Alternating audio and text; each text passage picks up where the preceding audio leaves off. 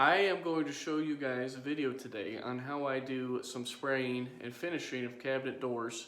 Kind of the process is the same for a lot of the other things that I spray and do. So I'm going to carry you around the shop and spray booth here and show you kind of what I use and what I do. I'm not going to show you too much though, because it's pretty messy out there. I'm in the middle of several projects, and if you're a husband, you've probably had your wife running around the house crazy cleaning things before you have company over. And you guys are my company, and I'm not cleaning right now, and my wife's not here, so it is what it is. Anyway, this is my spray booth. That's just one corner of my spray booth. I have what you might call a redneck version of a spray booth, actually, because it's, well, it's pretty rednecky. There's just plywood walls. None of them are painted on purpose. Actually, if I could kind of show you around here, you can see what some of the most recent colors are that I've painted. I do a lot of white. I don't know that you just kind of can tell what the end color is by what color your spray booth walls are, but lots of white over here. If you look at the ceiling, there's like some orange. We've got some gray over here, which is actually what we're going to be spraying today. But I've got a fan over here that blows out a window into a parking lot, because nothing goes nice with brand new cars than a little bit of after spray dust. So we shoot it right out there at the cars. I'm just kidding. Usually it's just me parked out there. Over here there is a filter, just your regular HVAC filter, and on the other side of that there's a an air mover fan that kind of just keeps a wind tunnel going through here. Here are our cabinet doors that we're going to be spraying. I refinished the whole kitchen, and these two doors were busted, so we had to rebuild them, and they took a little longer.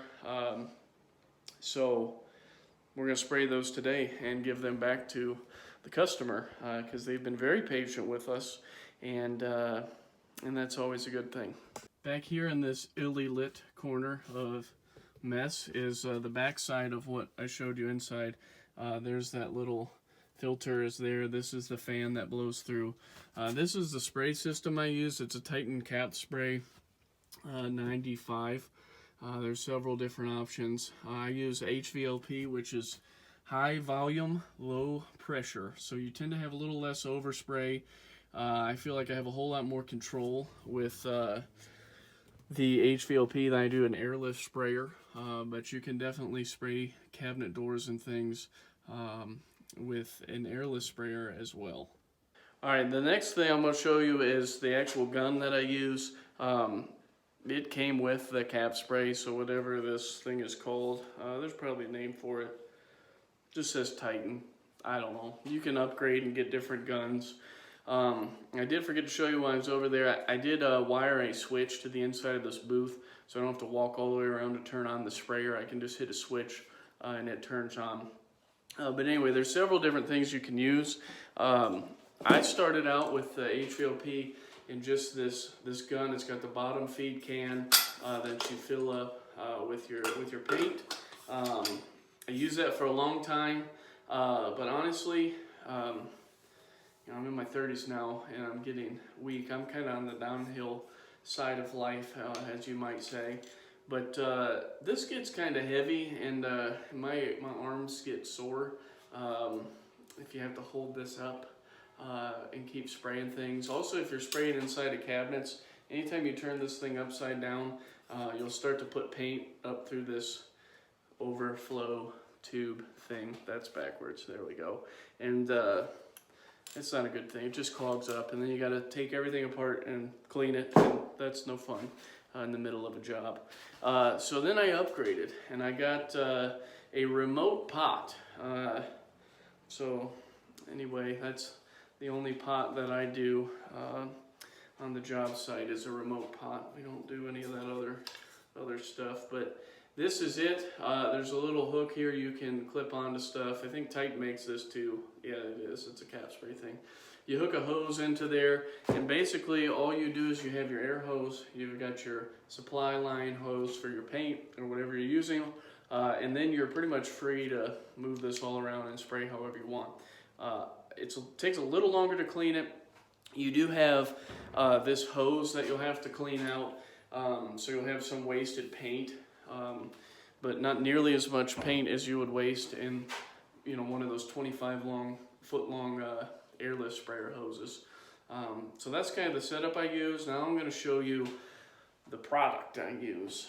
Alright, one thing I want to mention too is this cap spray setup and stuff is not real cheap, but this is what I do for a living, so I invested in good quality stuff. But that being said, the first kitchen I ever did, I did with a like an electric plug into the wall Graco. I think they sold it at Lowe's for like $100. Spraying system, and honestly, that worked pretty well. I don't think long term it would last as long as something like what I'm using now. But if you're just wanting to refinish your kitchen, you can definitely use that. I think more important than the actual sprayer itself is what you're spraying. Now I do most of my stuff is from Sherwin-Williams. I guess I have a Home Depot shirt on now, but don't let that distract you. I just like Sherwin-Williams. They're right down the street. They've been very helpful to me over the years in getting started. I'm always trying to get better at my craft, and they've helped me do that. They've got a great team down there. It's very knowledgeable. That being said, for a while I was using this Zinsser stuff. They don't actually sell at Sherwin-Williams, but it's a shellac-based primer. I was using that as my primer, and then using Pro Classic as the top coat.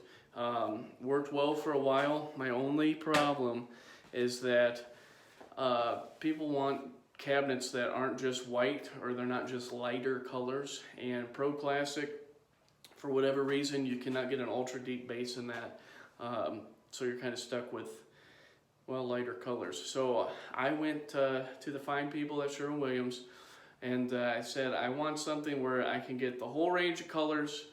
I want it to come in several different sheens, so you've got lots of options for your customers. And then I wanted it to be water-based, which any of you real painters out there probably just fell out of your chair. That I would choose water-based. But the reason is, one, cleaning, super easy to clean. Dry times, it dries very fast. It cures faster than the oil-based stuff.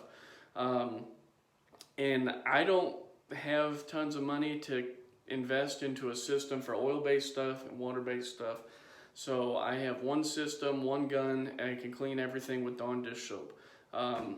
If you use the shellac base, you have to use denatured alcohol to clean. But that being said, water-based, if you're doing clear coats, it will not yellow over time either. It's gonna stay nice and clean and fresh and not break down that way.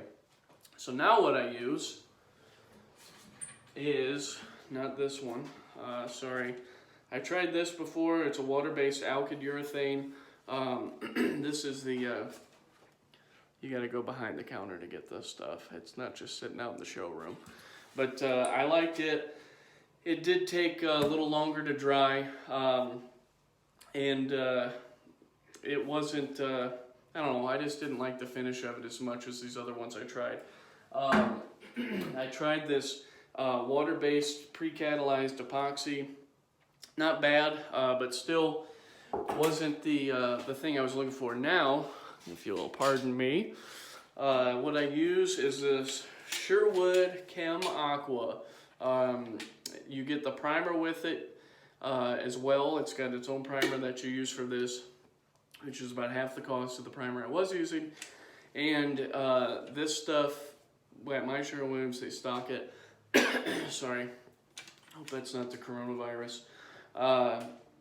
But it's a pigmented lacquer, so you can get this in a clear coat all the way to whatever the darkest color you can possibly dream of is. And so it's Sherwood Chem Aqua.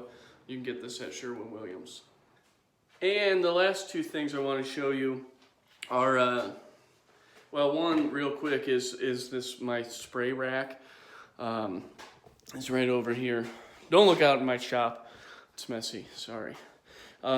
This spray rack I built, obviously I did not buy this one.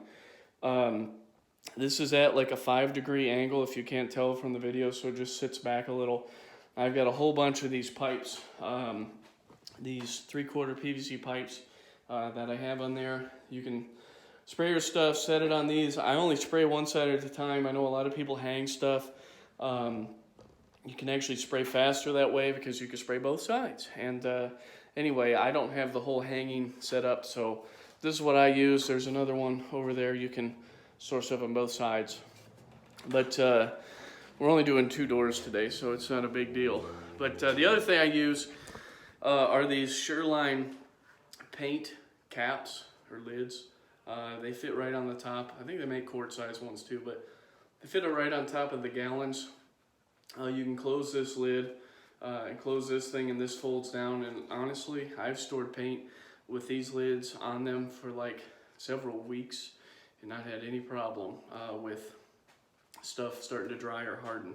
But it's really nice because I give all the extra paint and stuff I use back to the customer, and it's kind of nice when you hand them a can that's not covered in paint overflow. Actually, I lied to you. There's 2 more pieces of equipment that I use. One is this respirator. I'm only spraying 2 doors, so it's not going to get crazy in here.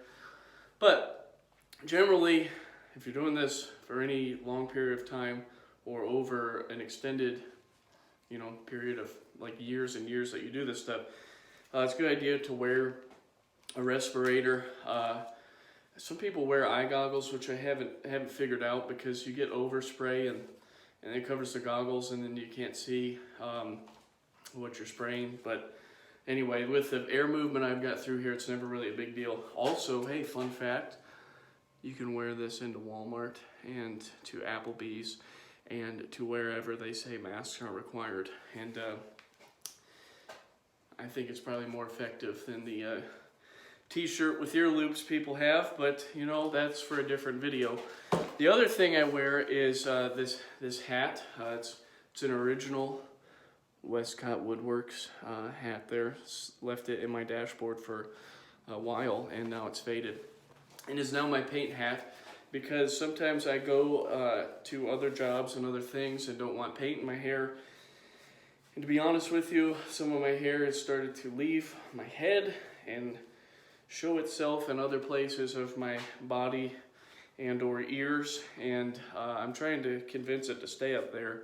So whatever I can do to keep it happy, I'm all about that. So I'm gonna set you up over in the corner. Don't worry, you're not in trouble. But we're gonna put you in the corner, and you can see how I spray these things. I spray the edges first, and then I do spray into these raised panel doors, so I kind of spray into the raised panel part. Do the whole side, put it on the rack, and like I said, there's only 2, so this is going to take not very much time, but I'm going to fast forward or speed it up. I don't know what the right word is, but it's going to go really fast here in a minute.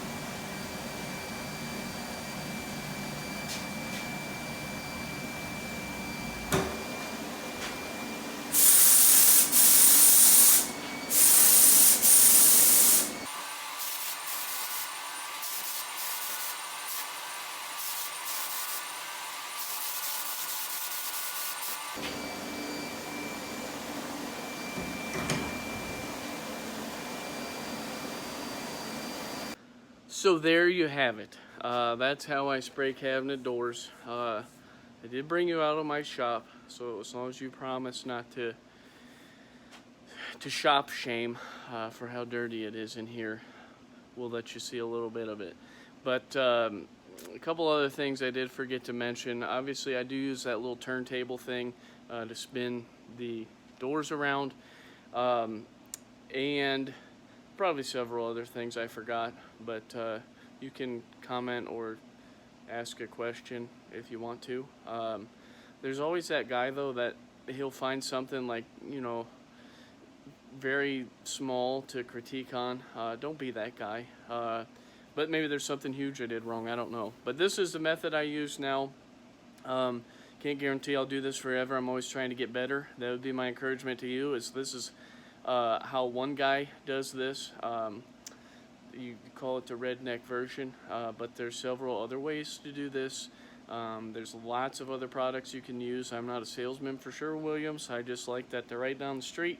If I'm out of something, I can say, yo, Julie, I need this, and she will make it happen. I like to have that kind of relationship with the people I do business with, whether it be paint, lumber, tools, doesn't matter. It's good to know the people you're dealing with. Anyway, if you do have any questions, light them up down below. That'd be fine. I did recently, this is going to be on YouTube, which is what you're probably watching it on now. But I do have an Instagram, so if you'd like to watch that, I can't guarantee there won't be other things not related to woodworking or carpentry or construction.